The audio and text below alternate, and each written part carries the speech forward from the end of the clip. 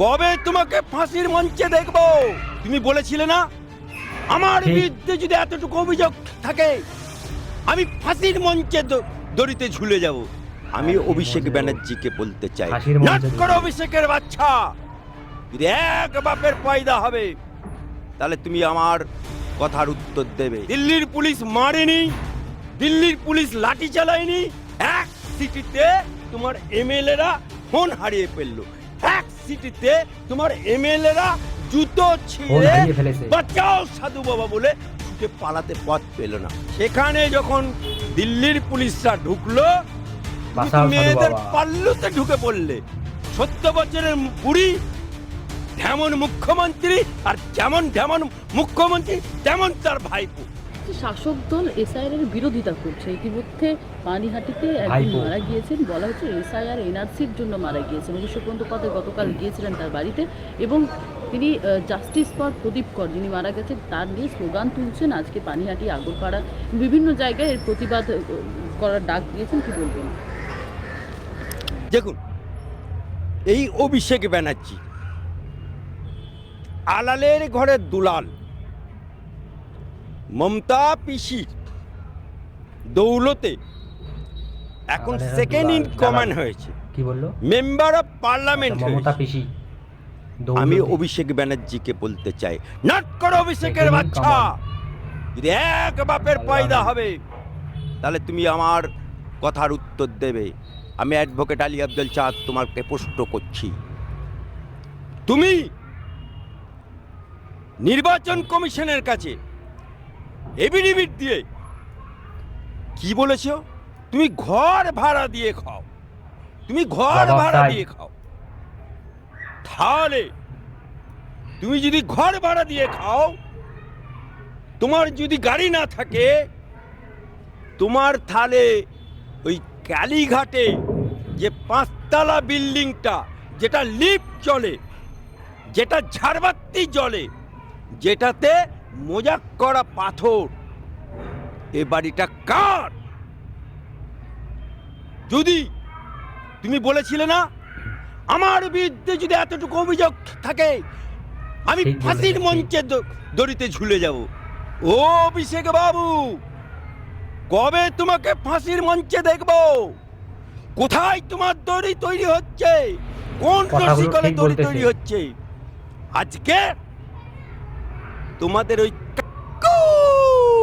যার কণ্ঠস্বর পরীক্ষা করার জন্য বিভিন্ন রকম টালবাহানা করেছিলে, সেই কাকুর চার্জশিটে সরকারিভাবে লিপিবদ্ধ হয়ে ওই চার্জশিটে, কাকুর চার্জশিটে তোমার নাম চলে এসছে। লিপস এন্ড বাউন্ডটা কার? Let me finish. আজকে তাহলে ও মিথ্যে কথা বলে, ঢপের চপ। আবার প্রশ্ন করছি, তুমি বলেছিলে কি 100 দিনের টাকা আনতে যাচ্ছি দিল্লিতে, কিসের জন্য? 1 লক্ষ লোক নিয়ে যাবো দিল্লিতে। কত লোক নিয়ে গেছিলে? কটা লোক নিয়ে গেছিলে দিল্লিতে? আর দিল্লিতে রাজঘাটে তোমার লোকেরা, পুলিশ, দিল্লির পুলিশ মারেনি, দিল্লির পুলিশ লাঠি চালায়নি, দিল্লির পুলিশ গুলিও চালায়নি, শুধু সিটি মেরেছে। এক সিটিতে তোমার এমএলএরা ফোন হারিয়ে ফেললো, এক সিটিতে তোমার এমএলএরা জুতো ছিঁড়ে বাঁচাও সাধু বাবা বলে ছুটে পালাতে পথ পেল না। অবশেষে দিল্লির গ্রাম উন্নয়ন দপ্তরে তুমি ঢুকলে। সেখানে যখন দিল্লির পুলিশরা ঢুকলো, তুমি তো মেয়েদের পাল্লুতে ঢুকে পড়লে, ওখানে হয়ে গেলে পাঁটির বাচ্চা। হ্যাঁ, আর এই বাংলায় পা দিলে তুমি হয়ে যাও মরদের বাচ্চা, তাই না? লজ্জা করে না? আর পানিহাটিতে যে লোকটা মারা গেছে, যে মৃত্যুকে নিয়ে তুমি রাজনীতি করছো, যে মৃত্যুকে নিয়ে তুমি বলেছিলে আগুন জ্বালাবো, আমি বলছি ওই লোকটির নাম 2002 সালের ভোটার লিস্টে আছে এবং তার বাড়ির লোক বলছে উনি তো লিখতেই পারেন, উনি তো আঙুলই নেই। অর্থাৎ ঢপের কীর্তন শিখেছো না? এসআইআর করলে আগুন ধরিয়ে দেবো, এসআর মমতা ব্যানার্জি বলেছিল না আমি বেঁচে থাকতে এসআর করতে দেবো না, এসআর তো চালু। অভিষেককে স্মরণ করে দিতে চাই 2002 সালে তুমি কোথায় ছিলে? 2002 সালে তুমি কোথায় ছিলে? ইলেকশন কমিশন টিএন সেশন দেখিয়ে দিয়ে গেছে নির্বাচন কমিশনের পাওয়ার কি জিনিস। সংবিধান নির্বাচন কমিশনকে কি পাওয়ার দিয়েছে, আইন কি পাওয়ার দিয়েছে। আজকে এসআর চালু। আমরা কি মৃত্যু দেখতে কথাগুলো একদম পাবো? ঠিক। তুমি তো দেহত্যাগ না করলে মৃত্যু হবে না তোমার। দেহত্যাগ না করলে তুমি পদত্যাগও করবে না। 70 বছরের বুড়ি যেমন মমতার বয়স 70 মুখ্যমন্ত্রী বছর। আর যেমন যেটা মুখ্যমন্ত্রী জানা গেল, তেমন মমতার তার ভাইপো। বয়স ও 70 ঢপের বছর। কীর্তন, এও ঢপের কীর্তন। নির্বাচন কমিশন জ্ঞানেশ কুমার যিনি রয়েছেন, জ্ঞানেশ কুমারের বাবার ভোটার লিস্ট আছে কিনা তা নিয়ে অভিষেক বন্দ্যোপাধ্যায় প্রশ্ন করছে। বাবা কি ব্যাপার করছে? স্বরাষ্ট্রমন্ত্রকেও তাই একইভাবে। আমি অভিষেক ব্যানার্জিকে বলতে চাই, তুমি নির্বাচন কমিশনের চিফ, ভারতের সংবিধান অনুযায়ী আইন অনুযায়ী যে পাওয়ারটা দিয়েছে এসআর, এই প্রথম হচ্ছে না 15তম SIR ভারতবর্ষের বুকে, এটা 15তম এসআর। এবং এই এসআরটা যে জ্ঞানেশ কুমার ডিক্লেয়ার করেছে 12টা রাজ্যে, 11টা রাজ্যে চুপচাপ এসআর হচ্ছে। যত গন্ডগোল আমার বাংলায়, তাই না? আমার বাংলায় গন্ডগোল হচ্ছে।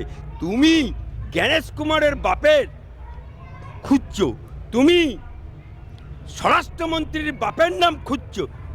তোমার বাপের নাম কি প্রশ্ন করতে চাই? তোমার মায়ের নাম কি? স্বরাষ্ট্রমন্ত্রীর বাপের নাম খুঁজছো। তোমার বাপের নাম কি প্রশ্ন করতে চাই? তোমার মায়ের নাম কি প্রশ্ন করতে চাই? যদি এক বাপের বেটা হবে, দুধকে দুধ পানিকে পানি, আজা আমার মেরা হাইকোর্ট মে একটা বাধা দিয়ে দেখ, দেখবো কত বাপের বেটা। তুই তো বাহানা দেখিয়ে পালিয়ে যাবি। আমার বাংলাদেশে হয়েছিল না গণ অভ্যুত্থান, বাংলায় গণ অভ্যুত্থান হবে। ওখানে গণ অভ্যুত্থান হয়েছিল বলে ওখানে হাসিনা বুবু মুসলমান, সে কোনো ভারতবর্ষের বাইরে পাকিস্তানে যায়নি, আফগানিস্তানে যায়নি, আরবে যায়নি, সে মোদির কাছে আশ্রয় নিয়েছে। তখন একটি বাচ্চা মেয়ে রাস্তা দিয়ে হাঁটছে এবং বলছে পেইলেছে রে পেইলেছে, হাসিনা বুবু পেইলেছে, মোদির বউ পেইলেছে। তাহলে জনগণকে কিভাবে ক্ষিপ্ত করেছিল মৌলবাদ, জনগণকে কিভাবে হাসিনার বিরুদ্ধে ক্ষোভ জাগিয়েছিল। আজকে কথাগুলো বাংলার বুকেও একদম সেরকম ঠিক। ক্ষোভ জন্মাবে এখানেও। আর কদিন পরে একদম সত্য কথা। আমরা শুনতে পাবো ওই হাসিনা বুবুর মতো ওই মেয়েটি যেমন বলেছে পেইলেছে রে পেইলেছে, এখানেও আমরা শুনতে পাবো পেইলেছে রে পেইলেছে, অভিষেক পেইলেছে, পেইলেছে রে পেইলেছে, মমতা বুবু পেইলেছে। কোথায় পেইলেছে? দুবাই। তো গাইস, ভিডিওটি যদি ভালো লাগে অবশ্যই লাইক কমেন্ট শেয়ার করবেন। চ্যানেল নতুন হলে অবশ্যই সাবস্ক্রাইব করবেন এইরকম ভিডিও দেখার জন্য। আর এতক্ষণ ধরে ভিডিওটি দেখার জন্য সবাইকে অনেক অনেক ধন্যবাদ।